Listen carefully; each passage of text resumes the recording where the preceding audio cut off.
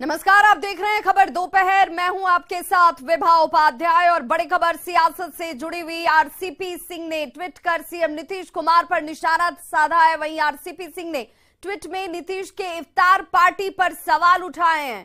RCP Singh ने लिखा है कि क्या लाजवाब रूटीन है नीतीश बाबू का। इस महीने अपना टाइम टेबल देखा क्या आपने? जरा सोचिए, 1 नहीं, 2 नहीं, 3 नहीं, 4 नहीं, 5 नहीं, 10-10 इफ्तार पार्टियों में शरीक हुए, तरह तरह की टोपियां पहनी, रंग बिरंगे शॉल ओढ़े, विभिन्न प्रकार के लजीज व्यंजन ग्रहण किए। ईद के दिन तो आपकी गजब की मसरूफियत थी। विभिन्न जगहों पर ईद की सेवइयों का सेवन किया। जरा रुकिए और सोचिए नीतीश बाबू, जिन जिन इफ्तार पार्टियों में आप गए, क्या वहां आम आवाम तथा गरीब तबके के लोगों से भेंट हुई आपकी? गरीब गुरबों के लिए इफ्तार करना आपने उचित नहीं समझा। सेवइयों का सेवन सिर्फ समाज के नामी गिनामी लोगों के यहां किया गया। किसी गरीब की झोपड़ी में आपने सेवइयों का सेवन नहीं किया। क्या संदेश देना चाहते हैं आप नीतीश बाबू?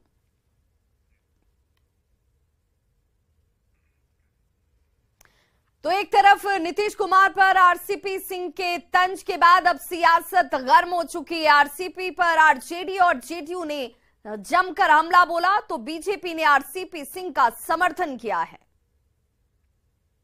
ईद मिलन के विभिन्न कार्यक्रमों में माननीय मुख्यमंत्री श्री नीतीश कुमार जी और माननीय उप मुख्यमंत्री श्री तेजस्वी प्रसाद यादव जी का जाना भी कहीं ना कहीं उन लोगों को अखरता है जो सामाजिक सद्भाव नहीं चाहते हैं, जो मोहब्बत का पैगाम देना नहीं चाहते हैं। देखिए, आरसीपी जी को लगा कि जिंदगी एक डिटर्जेंट पाउडर है कि पहले इस्तेमाल करो फिर विश्वास करो। उनके साथ ऐसा हुआ नहीं। भाजपा ने उनका इस्तेमाल खूब किया लेकिन विश्वास नहीं किया और फिर आरसीपी जी को कहीं का नहीं छोड़ा। ये कहीं का नहीं होना आदमी पर बड़ा बुरा असर डालता है। हम अपना जहां तहां कुछ बोलते रहते हैं कि थोड़ी प्रासंगिकता बची रहे। नीतीश कुमार जी हर जाति धर्म के लोगों का सम्मान करते हैं। एक अन्य मार्ग में छठ पर्व मनाया जाता है, दीपोत्सव होता है। नीतीश कुमार जी रामनवमी की शोभा यात्रा में भी शामिल होते हैं, ईद की मुबारकबाद भी देते हैं। लेकिन भाजपा के लोगों को और उनके कुछ एजेंटों को ये बातें अच्छी नहीं लगती है, क्योंकि खास समुदाय के खिलाफ उनके मन के अंदर जहर है। आरसीपी सिंह जी ने ठीक ही कहा है कि माननीय मुख्यमंत्री नीतीश कुमार जी सिर्फ बड़ों का ध्यान रखते हैं और वो समाज को बांटने में विश्वास रखते हैं। दलितों को महादलित में बांटा, पिछड़ों को अति पिछड़ा में बांटा, मुसलमानों में पसमानदा को बांटा। अब जो है वो गृह युद्ध करा करके, वो आपस में कलेश करा करके, समाज को बांट करके, आपसी कलेश फैला करके, बड़े छोटों का भेदभाव पैदा करके वो सियासी कुर्सी पर बैठना जानते हैं। आरसीपी सिंह जी ने कुछ गलत बोला है क्या? जितने बेहतर तरीका से नीतीश कुमार जी को वो जानते हैं, बिहार में कोई नहीं जानता भाई। और नीतीश कुमार जी को कभी भी कहीं भी जाना होता है तो सिर्फ और सिर्फ वो रईस लोगों को, अमीर लोगों को पसंद करते हैं। सम्राट चौधरी के बयान पर सीएम नीतीश कुमार ने पलटवार किया है। सीएम नीतीश ने कहा कि जिनके पास बुद्धि नहीं वो इस तरह के शब्दों का इस्तेमाल करते हैं। चाहे जो करना हो वो कर लीजिए, जो मन में आए वो बोल दें, जो इच्छा है वो करें।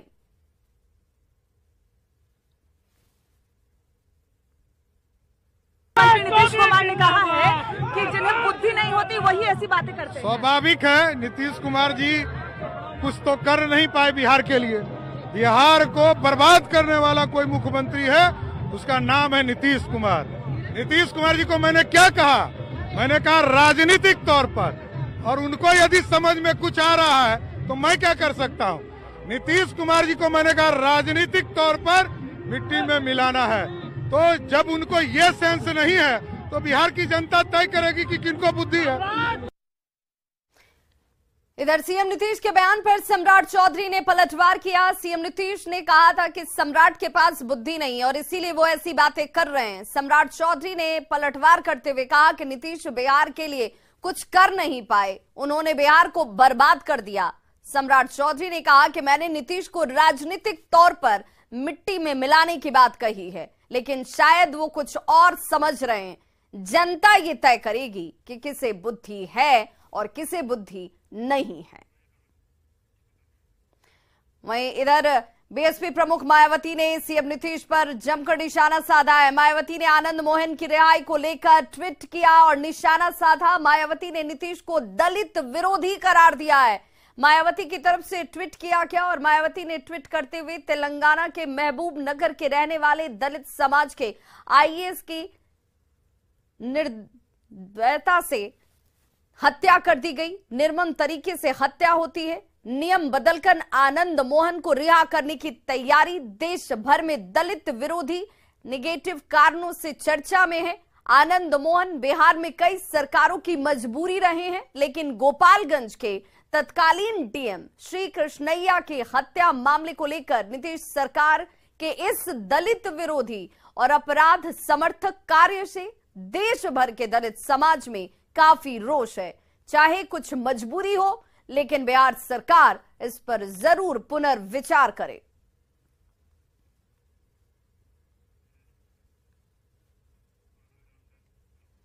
जन सुराज पद यात्रा के दौरान वैशाली के चेहरा कला प्रखंड में प्रशांत किशोर ने नीतीश सरकार पर जमकर निशाना साधा है। शिक्षा व्यवस्था पर सवाल खड़े करते हुए प्रशांत किशोर ने कहा कि आज स्कूलों में बच्चे खिचड़ी खाने और कॉलेज में डिग्री लेने जा रहे हैं। विद्यालय में शिक्षक नहीं है। स्कूल खिचड़ी बांटने का सेंटर बन चुका है। प्रशांत किशोर ने कहा कि जब बिहार का इतिहास लिखा जाएगा, तब सीएम नीतीश की शिक्षा व्यवस्था को सबसे बड़ा काला अध्याय माना जाएगा।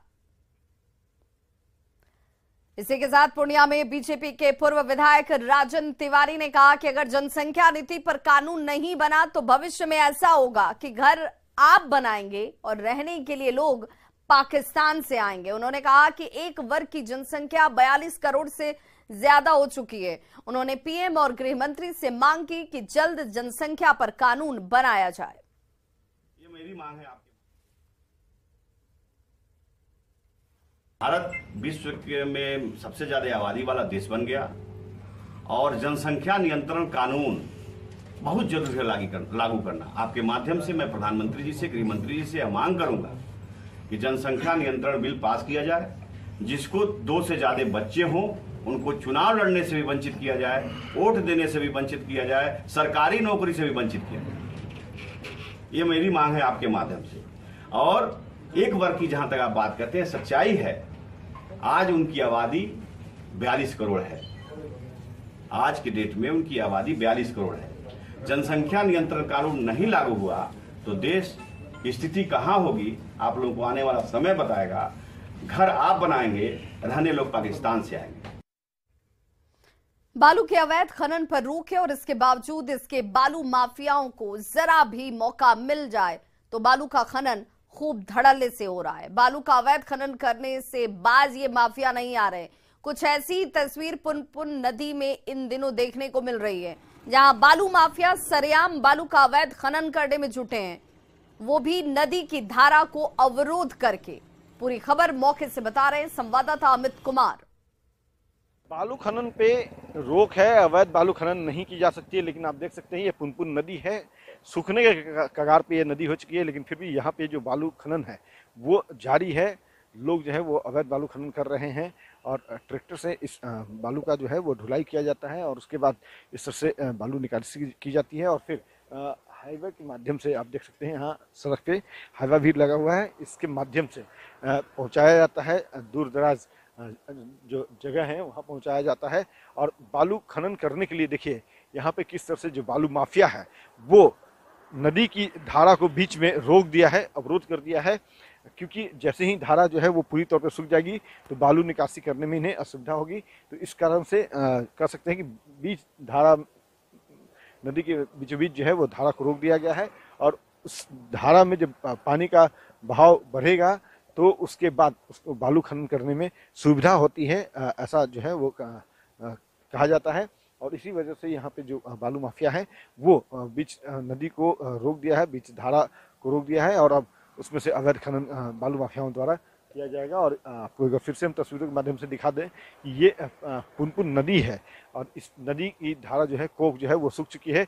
और देखिए किस तरह से यहाँ पे बालू पहले वहाँ निकासी किया गया और उसके बाद ट्रैक्टर में उसे लोड किया जा रहा है। तो ये सिलसिला जो है वो पूरे दिन यूं ही चलता है। इस तरह से जो बालू माफिया हैं वो प्रशासन के नाक के नीचे जो है अवैध बालू को खनन करते हैं, इकट्ठा करते हैं और उसके बाद इस तरह से ट्रैक्टर पर लोड करके बाहर निकालते हैं और फिर उसे महंगे कीमत पे, मनमाने कीमत पे उसे बेचा करते हैं। तो मुख्य सचिव ने खुद ही कहा, आमिर सुबहानी ने, कि बालू खनन पर पूरी तौर पर नजर रहेगी। लेकिन देख सकते हैं कि यहाँ पे थाना है और नजदीक थाना होने के बावजूद जो है इस पर नकेल नहीं कसी जा रही है। धड़ल्ले से ये ट्रैक्टर चालक जो है वो बालू का अवैध खनन करते हैं और हाईवा और ट्रैक्टर के माध्यम से इसे ले जाकर के दूसरी जगहों पर बेचते हैं। तो कह सकते हैं कि प्रशासन भले ही दावा कर रहे हैं कि बालू खनन के अवैध जो निकासी है उस पर रोक होगी, लेकिन ये बालू माफिया जो है वो मानने को तैयार नहीं है। अमित कुमार, न्यूज 18, पुनपुन पिपवास।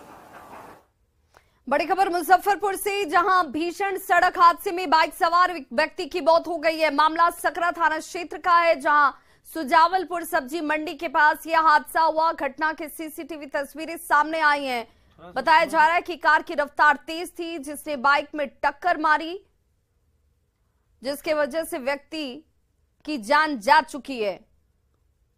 मृतक की पहचान राजापुर गांव के रहने वाले हरिहर राय के तौर पर की गई। फिलहाल पुलिस ने दोनों गाड़ियों को जब्त कर लिया है।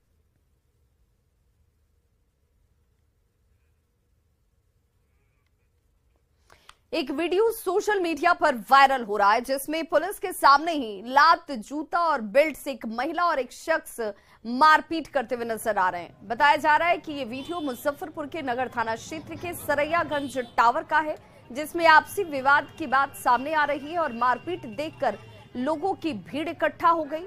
हालांकि न्यूज 18 इस वायरल वीडियो की पुष्टि नहीं करता।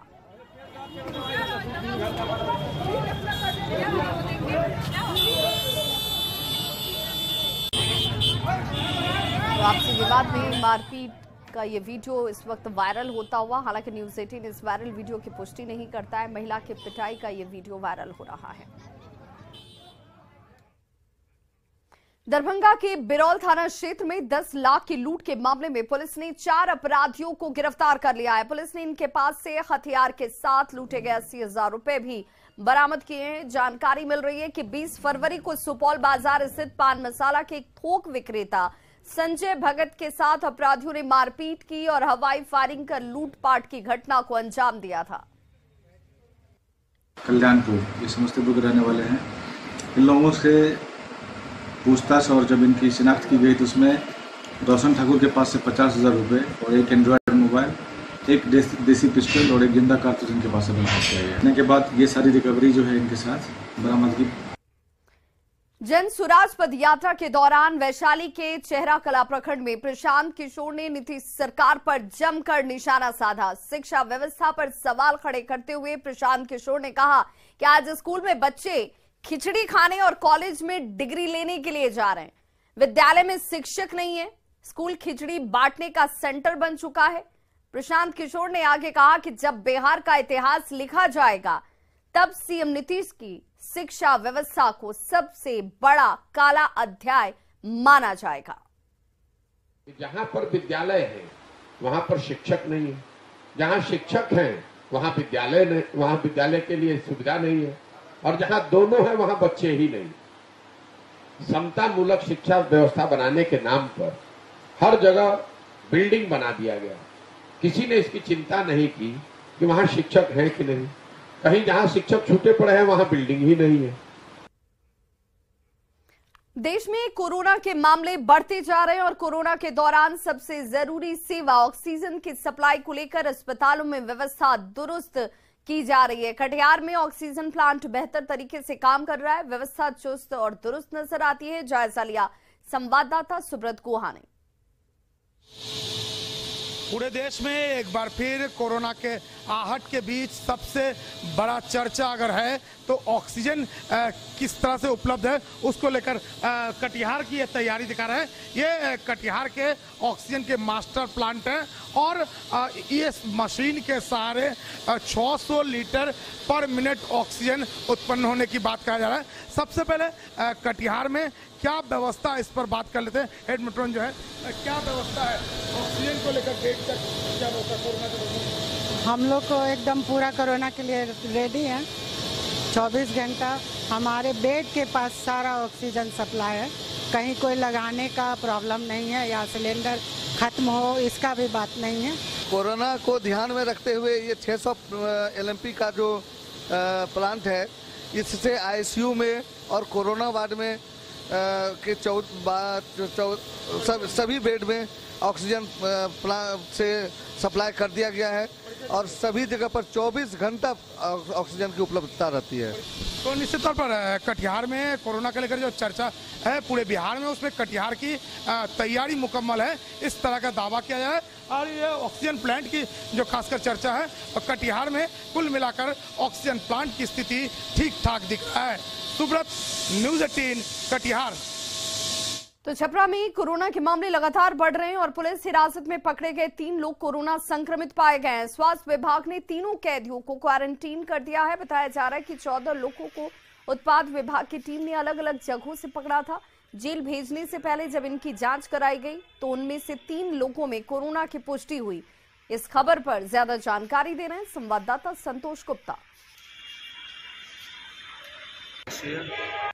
छपरा में भी कोरोना का खतरा बढ़ते जा रहा है। उत्पाद विभाग ने 3 लोगों को पकड़ा था शराब के मामले में और उनमें जांच में कोविड की पुष्टि हुई है, जिसके बाद उन्हें क्वारंटाइन कर दिया गया है। इसी वार्ड के अंदर तीनों कैदियों को रखा गया है। क्या मामला है पूछते हैं। क्या नाम है आपका? सुमित कुमार।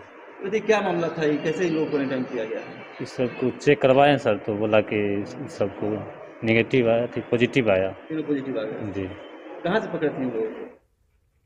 बिहार के मेधावी छात्रों के लिए एक बड़ी खुशखबरी। SK Mandal group of institution Patna की ओर से 30 अप्रैल को स्कॉलरशिप परीक्षा का आयोजन किया गया है, जिसमें पैरामेडिकल, फार्मेसी, मैनेजमेंट और नर्सिंग समेत दूसरे कोर्सेज में दाखिला लेने को इच्छुक छात्र शामिल हो सकते हैं। परीक्षा में प्रथम आने वाले छात्र की पूरी एजुकेशन फी छात्रवृत्ति के रूप में दी जाएगी, जबकि सेकंड आने वाले छात्र को आधा शुल्क छात्रवृत्ति के रूप में मिलेगा। पंजीकरण की अंतिम तिथि 23 यानी कि आज तक संस्थान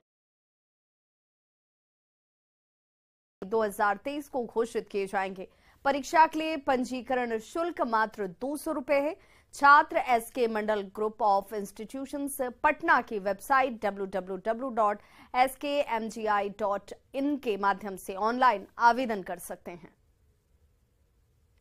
SK Mandal group of institutions Patna के द्वारा राज्य में 6 जगहों का किया जा रहा है। इसमें मानक के अनुरूप स्थापना की गई है सभी संस्थानों की, और सभी संस्थानों को सरकार के सभी सक्षम प्राधिकार से मान्यता प्राप्त है।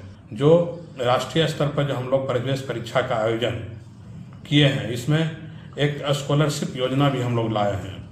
सभी संस्थानों में सभी कोर्सों में जो नामांकन लेने के लिए छात्र छात्राएं आवेदन जमा किए हैं, उस कोर्स में जो प्रथम स्थान पर आएंगे उनको संस्था के द्वारा पूरी मतलब संस्थान का जो शुल्क है, पूरी शुल्क उनको छात्रवृत्ति के रूप में प्रदान की जाएगी। और जो द्वितीय स्थान पर आएंगे उस कोर्स में, उसको आधे फीस के रूप में, आधा फीस जो है छात्रवृत्ति के रूप में संस्था के द्वारा दी जाएगी। तो इस बुलेटिन में बस इतना ही, लेकिन न्यूज़ 18 बिहार झारखंड पर खबरों का